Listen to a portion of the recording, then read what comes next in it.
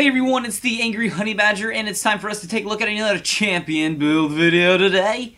That's a new fun intro.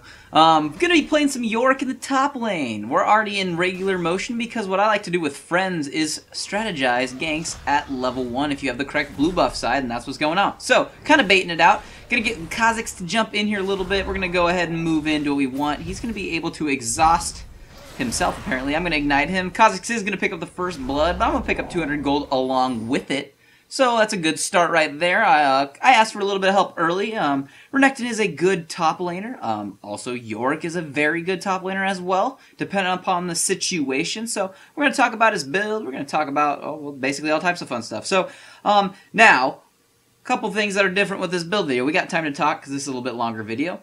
First off, this is a little bit of a different replay. I'm trying spectator mode because I just am now. So hopefully this is okay. Let me know what you guys think, whether the other mode's better because you like where the thing's at, or I'm guessing most of you will like spectator mode better. It's okay to me. It's not quite as easy to edit as fast as I normally do, but I'll deal with that. And then secondly, the items at level 1 which I take. Now, because I got that first blood, I was able to take part of my first items that I bought, which was a crystalline flask, and then some pots, and I bought a fairy charm. You can't do that now because crystalline flask's price literally changed the next day after I played this game and was getting ready to make this video. So that patch has changed that. I'd still recommend maybe picking one of those up early on if you want to, but obviously you can't just buy the exact same items. But basically your first main goal at the beginning of the game is to pick up a Tear of the Goddess and then have a crystalline flask just for some, health regen and that mana regen as well, while you are currently working on getting your tier and getting that maxed out while we're going to be building that towards our next items. So as much as the prices have changed on those items, those are still the same items to get. So I thought I would at least put that out there for you to know. Gonna get in a little bit of a fight here. Renekton just hit 6. I am 6.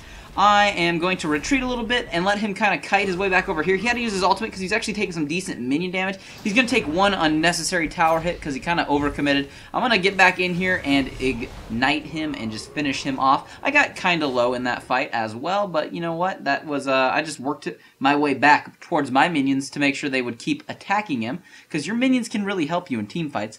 And then we're going to just do that early to be able to deal that damage and pick up a nice little kill against him in the top lane.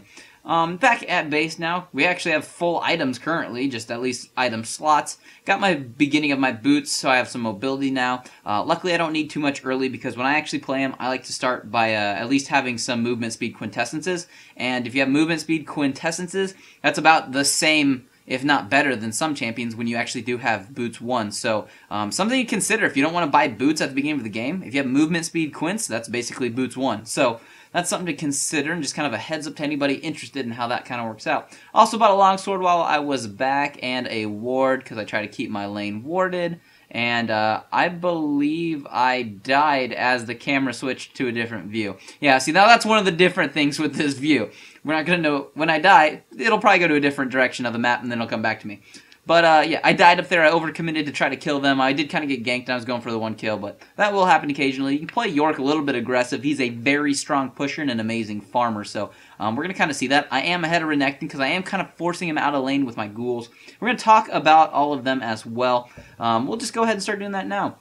First off, you have your passive, which is Unholy Covenant, and this is a lot of percentage things about how, oh, your ghouls spawn with blank % of your health and deal blank % of your possible damage, and then for each one you have out, you do 5% more damage, blah, blah, blah, blah, blah, blah, blah. So if you want to read into this more, it's just based off of how all of his little ghouls work and all of that. So a little bit of that going on. I'm going to pick up a little bit of armor now while I'm in top lane because Renekton is dealing a handful of physical damage, and this is going to build towards my next items. I'm just going to get this now because it's going to be very good for negating almost every top laner, considering almost all of them are physical damage, so it's never a bad idea to pick some of this up. If not, if they're magic damage and you need to pick up some magic resist, go ahead and do that. It's going to be helpful towards you. I did also finish off my boots, which are Merc Treads. Going to get those fairly early because they are going to be helpful. Also, because of his stun, the tenacity on that's going to help as well. There I can see the gank coming because I have it warded, and I'm going to be able to stay safe while I'm up there. Farming pretty good right now. I got 93 farm.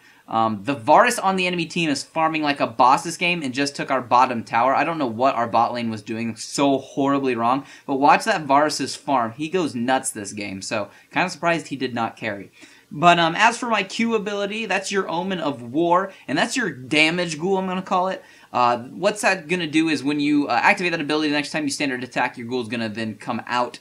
And he does most of your attack damage as a ghoul. That's pretty much what he does. When you do hit them, you are going to, I think, get a little bit of a movement speed buff. I'm going to move in real quick here and jump all over the Varus. Not going to get the kill, though. Kha'Zix is going to jump in and land on top. It's okay. I am friends with that Kha'Zix, so I will be okay with that. And then as for my W ability, which is my Omen of Pestilence, what that does is when cast, it's going to grant a 1.5 second slow, or when it hits them, it's going to slow them for that long. It's kind of good for catching up to people or keeping them off of you because it'll slow them nice and easy. And that's based off of AP or magic damage. We're not going to really be building any to deal damage for that, but it's just kind of your good CC that he has to offer. And then next is your E ability, which is your Omen of Famine, which also deals some physical damage and kind of is your lifesteal one. As it attacks minions, you get 50% of its attack damage back as lifesteal. If it attacks champions, you get 100% of its attack damage as lifesteal. Its attack damage isn't crazy, but nonetheless, it's an easy way to keep your life up while you're in lane, and is kind of nice. So that's what we have going for us with those abilities. And then your ultimate, we'll talk about too real quick, getting a little bit of a fight here. I'm trying to move in here. I'm going to be kind of dedicating my role this game as the tank slash off tank slash brawler. This game is kind of pretty darn close to how I actually like playing Yorick, almost exactly down to the numbers. He works really well as a really tanky brawler. But typically, if you have another tank on your team, that helps at least separate yourself from having to tank all of the damage. Because I'm going to have to initiate every fight, which he's alright at doing, but not always my favorite thing when I'm playing him.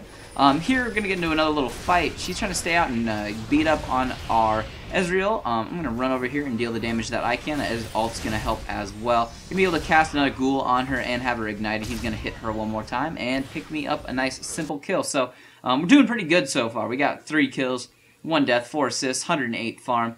Items are going pretty well. We have our Manamune. We have our boots. Still have that crystalline flask, don't need to get rid of it yet. And then we also have the first part, what we did with that armor, and we built that into a glacial shroud. So that's how the build's looking so far. Got 151 damage. We're over 400 for movement speed. We're still feeding our Manamune. This is one of the few items I actually do get the Manamune on. Some of you know how I feel about this item. It is good, but I think it needs to be utilized really, really well. If it's the only item you're getting, then that has mana on it, it's not quite as worth it. Or if that champion isn't based around physical damage as much, like, I don't think it's as good on Blitzcrank, and I've gone over this in my Blitz build, and I explain it more in depth there why I don't actually get it on that build. So if you want to check out that build, this is another way to get some more input on the Manamune, but it's going to be an awesome item for Yorick, and we're going to be building other items to really help me out in that department. So just a little bit of something to pay attention to with what we're doing with that item and some of these other items that we're going to be getting and going on for now.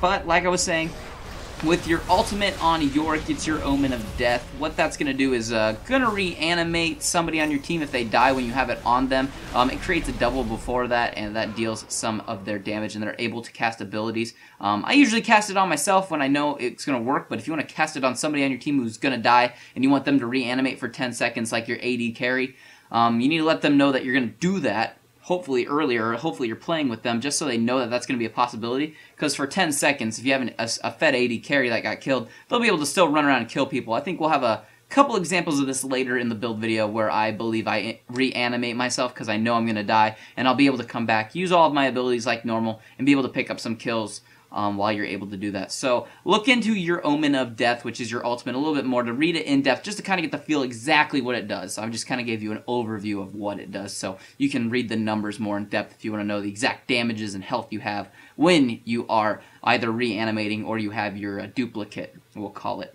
So like I said, this is kind of your tankier bruiser build for Yorick. Off tank, if you want to call it that. It is fairly tanky, but it works extremely well. We're going to see how these items stack up that way. I do have a Sheen now that last time I went back, which is going to help me out a little bit. I will be teaming that up with my Iceborn Gauntlet with my, Glacial Shroud to create an Iceborn Gauntlet. So it's going to be a great item to help give me a little more CC while we're in team fights. I had to step back a little bit, took a lot of damage. Trying to get around that ultimate now. Kha'Zix is in the middle of us, so we'll be able to jump on him, pick up a kill on top of him. Gonna be doing some good killing while we're this tanky, and it's because of items like Iceborn Gauntlet, and because of the way we're stacking mana and defensive mana items with our Manamune to give us a good amount of damage. As you can see right now, I only technically have one real damage item, which is that Manamune, which is now completely stacked, so I can activate that now if I need to. And what we're going to be doing now with all these mana items is getting more damage because of it, which right now we're sitting at 174 attack damage, which really is pretty good. I think we're going to jump in here and just pick up quite an easy kill on the Zyra, because she hung around too long, and then we picked up the kill on the Lux, or helped pick up that kill. So nice little stuff going on there. We're going to go down here and take the dragon, because it's something you do. It's, you know, it's fun. It's all that fun stuff. So we're taking dragon, we're buying items, we're killing the enemy, because once again we do that. We're farming still really well. We're at 146, which is alright. And then, like I said, they're Varus, farming like a boss this game. Props to him, farmed really well. 243 already, so we do have the gold advantage though, because we have more towers and we have more kills, but nonetheless they're still not that far behind. At this point in the game, some people might surrender, but I mean, 4k gold, that's really not a huge difference. I mean, there's a difference there, but that's not the biggest I've ever seen. But nonetheless, we do have a bit of a lead on this team currently. As for the rune page, though, that I started talking about a little bit earlier, there's a few different ways you can do this. You can go with armor pen or attack damage marks, armor seals, magic resist per level glyphs, and then, like I said, I like to go with movement speed quintessences, but if you want attack damage ones, you can do that as well. Like I said, the movement speed ones are nice, especially if you want to get in there and get in there quick. Here we're kind of all split up and trying to make my mind up a little bit on who needs the what help. So I'm going to move in here now. Going to realize that I think going into this fight, after trying to help our cast now, I'm going to probably just die while we're getting in here. And our Kha'Zix is now showing up. So I'm going to go ahead and put my ultimate on me. I'm going to come back, but that is okay. I'm going to be able to pick up a kill or an assist or something and then help kill the Zyra. So yeah, I'm dead, so I'm going to fall over now. And yeah, but like I said, as you can see, when you're dead and you come back, you'll be able to pick up some awesome kills, or at least help out really well. And since I am tanking, I'm not completely afraid of just going in there and killing myself off for the good of the team, because you're the tank. Sacrifice yourself and eat their damage so your team can blow them up, as long as they are at least blowing them up. So we're going to move in here. Now, what's going to happen is our Ezreal's going to get focused by their Kha'Zix, because both of these teams had a Kha'Zix. And what's going to happen now is I believe I'm going to kill the Kha'Zix, and I believe our cast is going to die to Renekton and Lux. Now what I'm demonstrating here is this build is pretty tanky, but still damage filled, because here I have two of them at least being able to do what they want to me. I luckily have, you know, Soraka kind of helping, but I'm kind of beaten down on Renekton, not really worrying about too much of either of their damage. Kind of want to keep going after them, but unfortunately I'm going to walk into that and get stuck. But you can see how you can kind of stand in the middle of fights, keep beating at them, and really not be affected too much. So that's really nice in that aspect of things. I know I skipped a handful of play there. The game is really long, and we're still going here. As you can see, for the items, they haven't really changed too much. As you could see, like I had that Manamune, and I was going for the Iceborn Gauntlet, and I saw my boots, but since then I have built a little magic resist and that catalyst, which just became the Banshee's Veil, to give me some magic resist and some more health and some more mana, which is helping towards the Manamune to give me more damage. Then I also did pick up a Sunfire Cape. Because you're so tanky and you can stand in the middle of them for so long, that Sunfire Cape's just going to dish out that damage over time every second, that 40 magic damage. So here, you can see Varus poking at me, and Varus has great items to deal some decent damage, and I'm just kind of shrugging most of it off. I'm just trying to get in here and be annoying to help my team, and we're sticking together fairly well. Gonna try to get up here and kill off this Lux, which I believe she's gonna get away, but I do get to the Varus, who's just trying to shoot me, but he can't damage me because I'm too tanky, and I'm gonna be able to kill him. So we have that going for us right now. We're 10-2-21, 175 farm. If the game would have been a little bit longer earlier in the beginning, would have had way more farm top lane, but the laning stage of the game kind of ended a little soon. We are pushing really well now in their base, and we're going to be able to wrap this game up for the most part, but we still got a ways to go till we officially get to that, because they do put up a hell of a fight. As you can see, we got a bunch more kills than them, but that gold difference still is not enormous for how late we're getting into this game, because they are just out farming us. At least look at Varus, 323. He's just going. So Good farm considering most times people start to forget about farming once you start pushing and team fights together. So that's just all happening currently. Picked up some more armor when I went back to base. This will be building into my quote-unquote final item, which we are going to get to in a second. As for my masteries page, I just went with my tanky bruiser page this game, which is a 14-16-0. All of my masteries pages can be viewed on my Facebook page. You can just head over to Facebook, type in TheAngryHoneyBadger as one word, and all of my mastery pages are under photos. So if you want to go with the brawler page, which is the 14-16, you can do that. You can go with a more tanky page if you want to really just tank him out, like kind of how I'm doing, but brawler works really well for what I'm trying to do. Got 193 attack damage, which is decent for someone who's really not trying to play super AD. So, like I said, we're getting tanky. I reanimated myself there and did pick up a kill on Zyra. And I'm going to die here because, obviously, I have a certain amount of time until I officially disappear. So I'm just going to go hit the tower a couple times before I'm officially gone. And, yeah, that was me tanking for the team. So, a decent exchange. We did a 2-for-1, but we're in their base. They're going to go clean up their jungle a little bit. And I think we'll be able to head over to Baron in a second since they have way too much stuff to deal with in their base. But for the most part, the build is pretty much complete. This is me actually disconnecting. That's why I'm standing still.